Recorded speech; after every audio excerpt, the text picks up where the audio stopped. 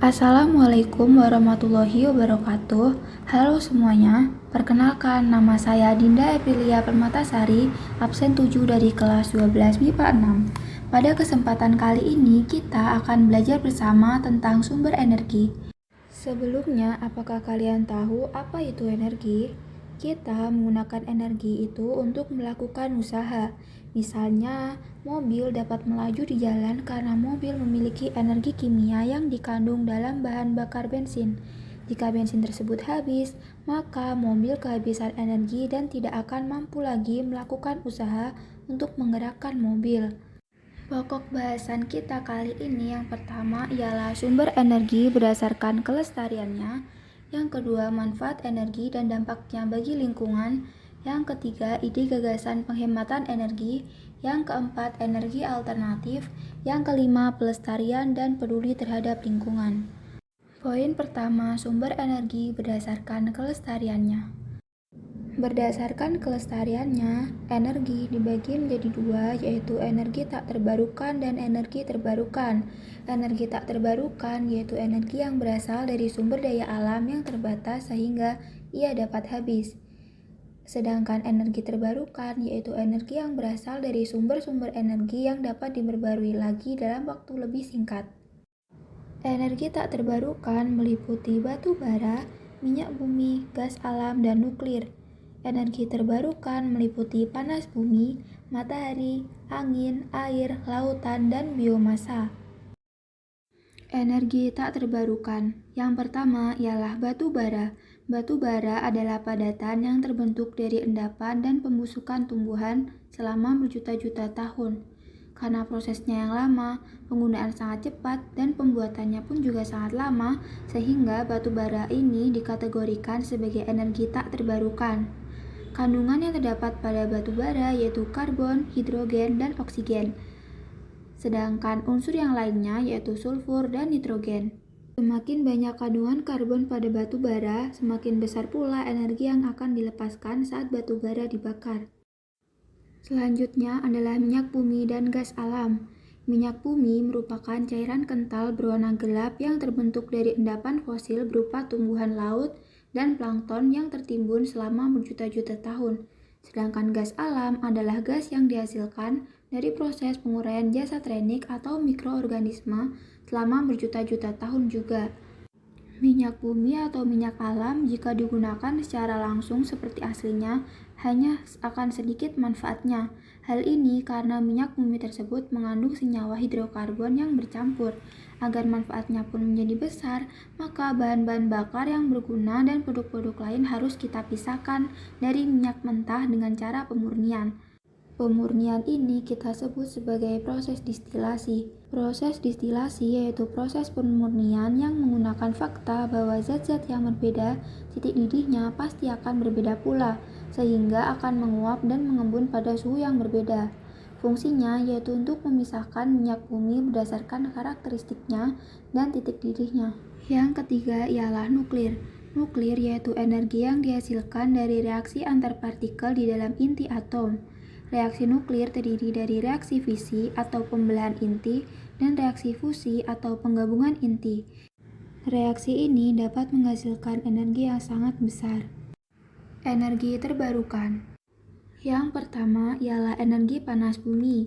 Energi panas bumi adalah sumber energi panas yang terkandung di dalam air panas, uap air, dan batuan bersama mineral dan gas lainnya, yang secara genetik semuanya tak dapat dipisahkan. Untuk pemanfaatannya sendiri diperlukan suatu proses penambangan. Yang kedua adalah energi matahari. Energi matahari dihasilkan melalui proses reaksi nuklir yang terjadi di dalam inti matahari. Jenis energi yang satu ini berasal dari proses penangkapan energi radiasi tenaga surya atau sinar matahari, kemudian mengubahnya menjadi listrik, panas, atau air panas. Untuk mendapatkan aliran listrik, panas matahari akan diserap menggunakan solar panel, kemudian mengubahnya menjadi tenaga listrik. Yang ketiga ialah energi angin. Perbedaan suhu di dua tempat yang berbeda menghasilkan tekanan udara yang berbeda. Akibatnya dihasilkan angin yang selalu bertiup dari tempat bertekanan tinggi ke tempat yang bertekanan rendah. Angin adalah udara yang bergerak sebagai akibat adanya rotasi bumi dan perbedaan tekanan udara. Dengan arti lain, bahwa angin merupakan salah satu fenomena yang terjadi akibat pemanasan dan konveksi udara. Yang keempat ialah energi air. Banyaknya sungai dan danau air tawar yang ada di Indonesia merupakan modal awal untuk pengembangan energi air ini. Energi air adalah energi yang telah dimanfaatkan secara luas di Indonesia yang dalam skala besar telah digunakan sebagai pembangkit listrik. Yang kelima ialah energi lautan. Bumi kita sekitar 70% terdiri atas lautan. Dengan demikian, pemanfaatan energi lautan ini di masa depan sebagai energi terbarukan yang persediaannya cukup besar dan ramah lingkungan. Untuk mengganti energi fosil menjadi cukup penting. Energi lautan dapat dimanfaatkan dalam 3 cara, yaitu energi gelombang laut, energi pasang laut, dan energi panas laut. Yang keenam ialah energi biomasa. Energi biomasa bersumber dari bahan-bahan alami seperti kayu, limbah pertanian, perkebunan, hutan, komponen organik, dan dari industri, rumah tangga, serta kotoran hewan dan manusia. Biomasa dikenal sebagai zero CO2 di atmosfer. Akibatnya tidak menyebabkan akumulasi CO2 di atmosfer sehingga aman untuk dimanfaatkan.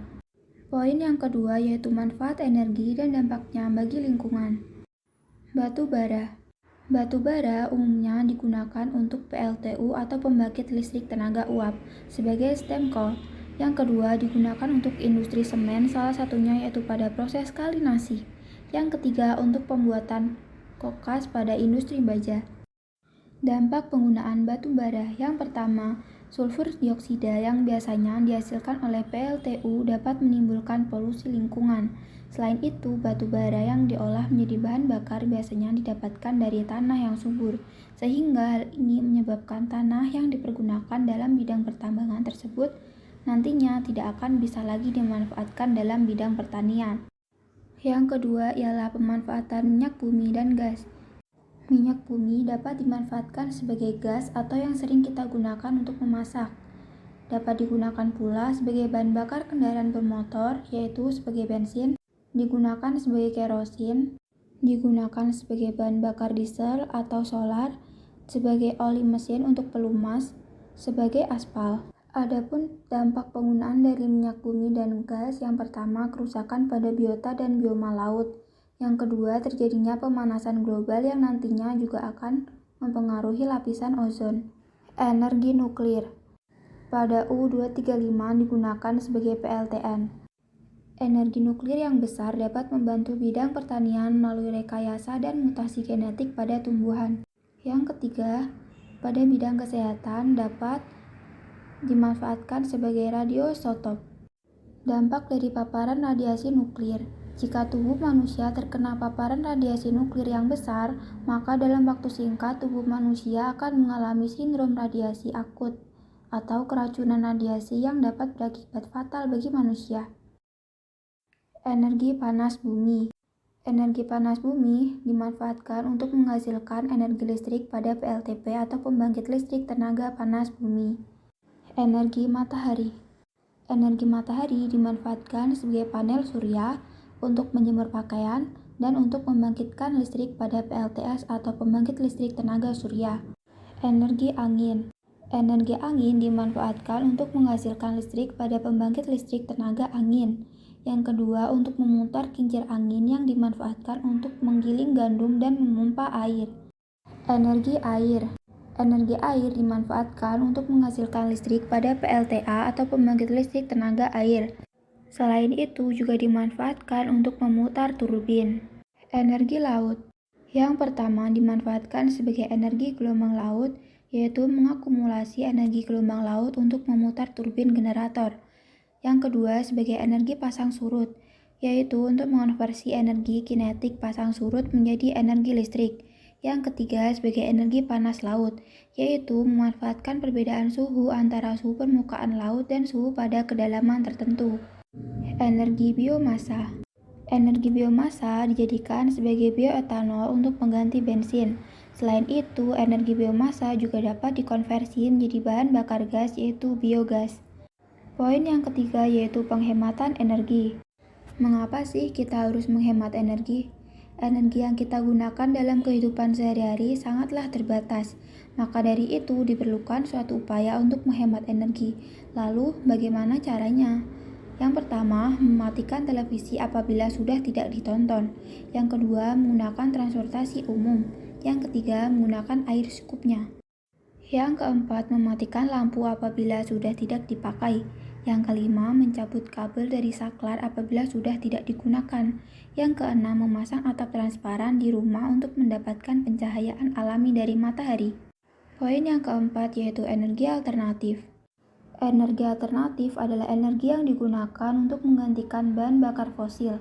Kita sangat membutuhkan energi ini untuk mengganti energi fosil yang perlahan-lahan mulai berkurang dan mungkin akan habis. Energi alternatif tidak akan habis meskipun terus-menerus digunakan. Sumber tersebut akan terus tersedia di alam dan akan terus diperbarui sehingga dapat digunakan kapan saja. Terdapat macam-macam energi alternatif yang terdapat di alam. Contohnya biomasa, angin, gelombang air laut, pasang surut air laut, dan sebagainya. Poin yang kelima yaitu pelestarian dan peduli terhadap lingkungan. Terdapat berbagai upaya yang dapat kita lakukan. Yang pertama, menyebarluaskan budaya hemat energi dan SDA kepada masyarakat. Yang kedua, melakukan penelitian dan pengembangan energi alternatif. Cukup sekian dari saya. Wassalamualaikum warahmatullahi wabarakatuh.